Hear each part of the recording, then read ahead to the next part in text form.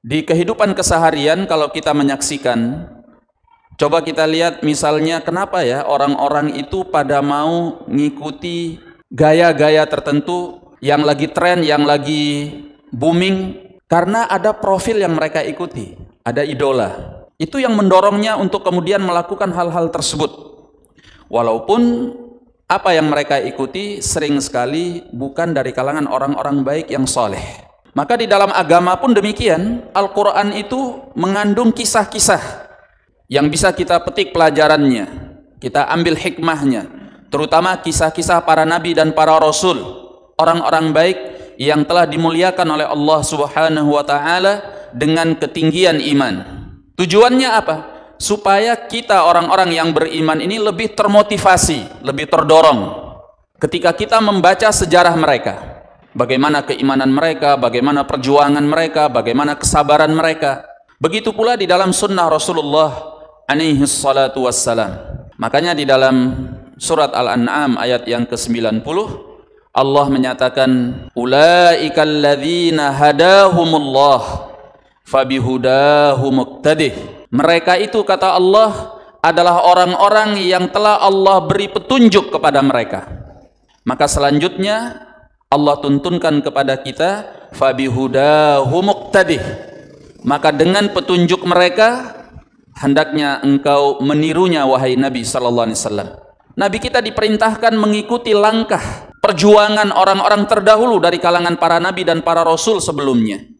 Apalagi kita. Maka Allah memuji orang-orang yang mau mengikuti tauladan-tauladan baik, orang-orang saleh di masa lampau. Di antara orang-orang saleh di masa lampau yang diridhai oleh Allah adalah para sahabat Rasulullah sallallahu alaihi wasallam. Dan orang yang mau mengikuti mereka dipuji oleh Allah di dalam Al-Quran. Di dalam surat At-Taubah ayat yang ke-100, Allah menyatakan, as-sabiqunal awwalun minal muhajirin wal ansar. Orang-orang terdahulu, kata Allah, yang sudah lampau keislamannya, baik dari kalangan al-muhajirin ataupun dari kalangan al-ansar. Lalu apa kata Allah? walladzina taba'uhum bi ihsan. Serta orang-orang yang mau mengikuti mereka dengan cara terbaik. Apa janji Allah? radhiyallahu anhum wa radu'an.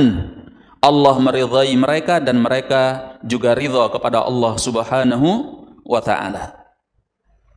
Jadi memang manusia itu butuh tauladan, contoh, profil yang diikuti.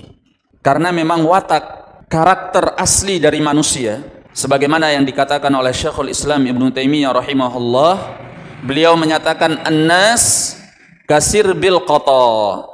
Manusia itu, kata beliau, laksana seperti gerombolan burung. Bagaimana gerombolan burung? Yushbihu ba'dhuhum ba'dha. Gerombolan burung itu sebahagian darinya akan meniru sebahagian yang lain. Jadi memang manusia itu wataknya, ya, karakter aslinya suka mencontoh, meniru. Nah, kalau yang kita jadikan sebagai idola, yang selalu kita baca, yang selalu kita ikuti adalah orang-orang yang tidak mempunyai keimanan, orang-orang kafir atau orang-orang fasik yang suka bermaksiat kepada Allah Subhanahu wa ta'ala, itulah yang berpengaruh di dalam kehidupan kita.